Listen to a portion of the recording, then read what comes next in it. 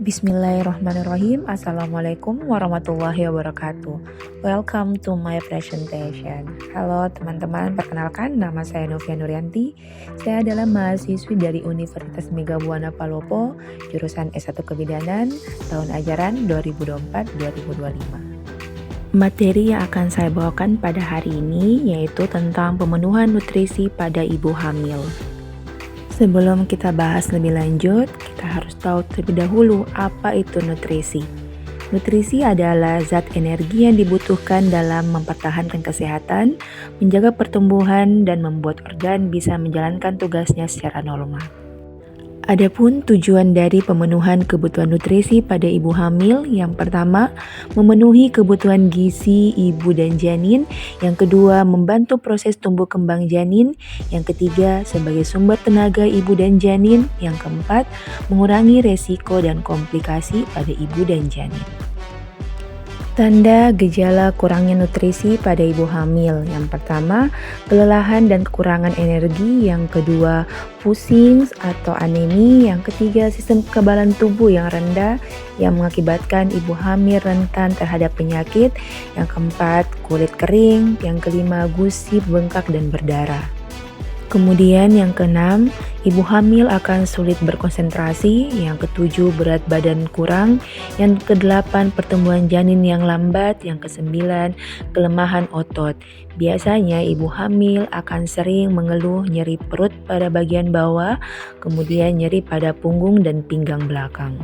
Berikut macam-macam nutrisi untuk ibu hamil. Yang pertama, karbohidrat sebagai sumber energi. Terdiri dari nasi, jagung, kentang, dan roti gandum. Selanjutnya ada protein yang berfungsi untuk membantu proses tumbuh kembang janin. Adapun macam-macam dari protein itu ada daging, ayam, ikan, telur, tahu tempe, susu, dan kacang-kacangan. Vitamin dan mineral. Vitamin terdiri dari yang pertama asam folat sebagai pembentuk sel syaraf dan mencegah kelainan pada janin. Adapun sumber dari asam folat yaitu sayur-sayuran hijau, beras merah, dan buah. Yang kedua, kalsium. Kalsium sebagai pembentuk tulang dan bakal gigi janin, di mana sumber nutrisi dari kalsium yaitu susu, biji-bijian, dan brokoli. Yang ketiga, zat besi. Zat besi berfungsi untuk pembentukan darah, mencegah anemia, di mana sumber dari zat besi ini dari hati, daging, kuning telur, sayuran hijau, dan ikan. Selanjutnya adalah mineral. Mineral terdiri dari air putih, di mana fungsi dari air ini untuk mencegah dehidrasi dan mempercepat proses metabolisme tubuh, di mana seorang ibu hamil dianjurkan untuk minum air putih 8-12 gelas per hari untuk memenuhi asupan air di dalam tubuh. Yang terakhir yaitu lemak, di mana lemak sebagai sumber omega 3 dan 6 untuk perkembangan mata dan otak janin, di mana sumber lemak yaitu berupa kacang-kacangan, kemudian ikan laut seperti salmon dan alpukat. Berikut tips mengatur pola makan pada ibu hamil. Yang pertama, gizi seimbang dan bervariasi. Seorang ibu hamil dianjurkan untuk makan makanan yang bergizi dan beraneka ragam yang terdiri dari makanan pokok, lauk pauk, sayur-sayuran, buah-buahan, di mana porsi dalam sekali makan dapat digambarkan dalam isi piringku. Yang kedua, tidak ada pantangan makan bagi ibu hamil.